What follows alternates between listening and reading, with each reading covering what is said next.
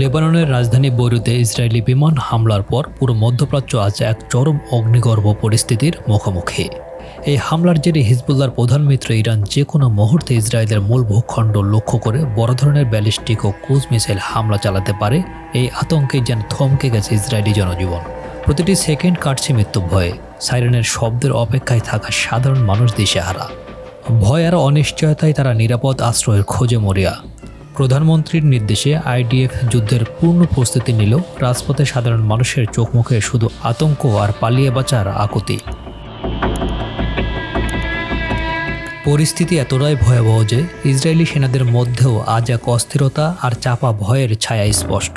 যে সেনাদের দম্ভ আকাশ ছোঁয়া ছিল, তাদের আজ সাইরেনের প্রতিটা শব্দে কেঁপে উঠতে দেখা যাচ্ছে। ব্যাংকাররা নিরাপদ আশ্রয়ের খোঁজে তাদের এই ছোটাছুটি প্রমাণ করছে প্রতিশোধের আগুন কতটা দাউ দাউ করে জ্বলছে। গোয়েন্দা তথ্যের ভিত্তিতে বিশ্লেষকদের আশঙ্কা, বৈরুতে ইসরায়েলি হামলার প্রতিশোধে তেহরান সামরিক ক্ষেপণাস্ত্র ছুড়লে তা কেবল আকাশযুদ্ধের লড়াইয়ের মধ্যে সীমাবদ্ধ থাকবে না, বরং তা পুরো অঞ্চলকে পূর্ণমাত্রার যুদ্ধের অতল গহ্বরে ঠেলে দেবে। প্রতিটি মুহূর্তে বাড়ছে সেই ধ্বংসাত্মক সংঘাতের আশঙ্কা, যা আজ ইসরায়েলের প্রতিটি ঘরে ঘরে ভয়ের বার্তা পৌঁছে দিয়েছে। ইসরায়েলি বাহিনী এক আনুষ্ঠানিক বিবৃতিতে ইরানকে কঠোর ভাষায় হুঁশিয়ারি দিল, তাদের সেই বজ্রকঠিন হুঙ্কারে কাটছে না নাগরিকদের অস্থিরতা। তারা বলছে, যে কোনো আক্রমণাত্মক পরিস্থিতি মোকাবেলায় তারা শতভাগ প্রস্তুত। এটি নিশ্চিত যে ইরান থেকে হামলা হলে ইসরায়েল শুধু আকাশ প্রতিরক্ষা দিয়ে বসে থাকবে না, তারা দাঁত ভাঙ্গা পাল্টা জবাব দেওয়ার প্রস্তুতি নিয়েও রেখেছে। তবুও সাধারণ মানুষের মনে স্বস্তি নেই। তারা জানে কোনো প্রতিরক্ষা ব্যবসায় শতভাগ নিশ্চয়তা দিতে পারে না, আর তাই ভয়ের রেশ যেন তাদের আষ্টেপৃষ্টে জড়িয়ে ধরেছে।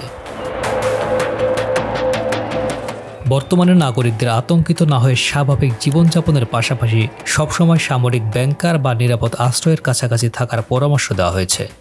প্রতিরক্ষা বিশ্লেষকদের মতে মধ্যপ্রাচ্যের এই সংকট এখন চূড়ান্ত মোড় নিয়েছে। ইরান যদি বড় পরিসরে মিসাইল হামলা চালায়, তবে এই সংঘাত ছায়া যুদ্ধের গণ্ডি ছাড়িয়ে পূর্ণাঙ্গ আঞ্চলিক যুদ্ধের রূপ নেবে। তাই আগামী কয়েকটি ঘন্টা পুরো ইসরায়েল ও মধ্যপ্রাচ্যের জন্য অত্যন্ত সংকটময় ও ঝুঁকিপূর্ণ। যেন এক বিন্দুতে দাঁড়িয়ে আছে পুরো অঞ্চলের ভাগ্য, যা যে কোনো মুহূর্তে বদলে যেতে পারে এই ধ্বংসের চিত্র।